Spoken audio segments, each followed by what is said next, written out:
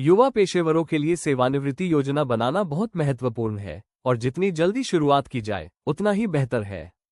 Compounding का लाभ उठाने और एक आरामदायक सेवानिवृत्ति सुनिश्चित करने के लिए जल्दी निवेश शुरू करना और नियमित रूप से बचत करना महत्वपूर्ण है।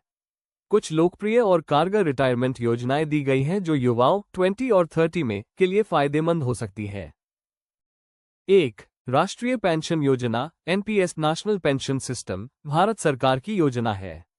किसी भी भारतीय नागरिक 18 से 70 वर्ष के लिए उपलब्ध।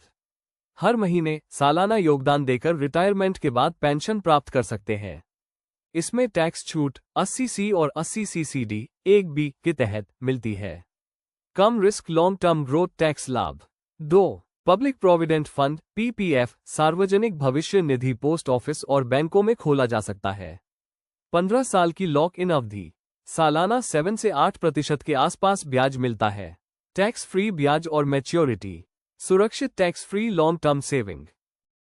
3. EPF employees provident fund. अगर आप किसी कंपनी में जॉब करते हैं तो APF लागू होता है। कर्मचारी और कंपनी दोनों मिलकर PF खाते में पैसा जमा करते हैं।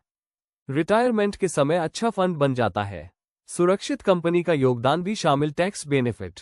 4. Mutual funds SIP systematic investment plan के जरिए छोटी रकम से निवेश शुरू कर सकते हैं। 500 रुपये से शुरू। लॉन्ग टर्म में शेयर बाजार का फायदा मिलता है।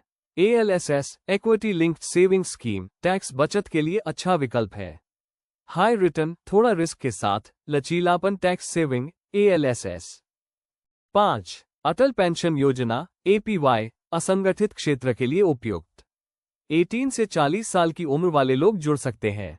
रिटायरमेंट के बाद 1000 रुपये से 5000 रुपये तक मासिक पेंशन। सुरक्षित गारंटीड पेंशन सरकार द्वारा समर्थित जरूरी सुझाव। जितनी जल्दी शुरू करेंगे उतना ज्यादा फायदा मिलेगा। Power of compounding.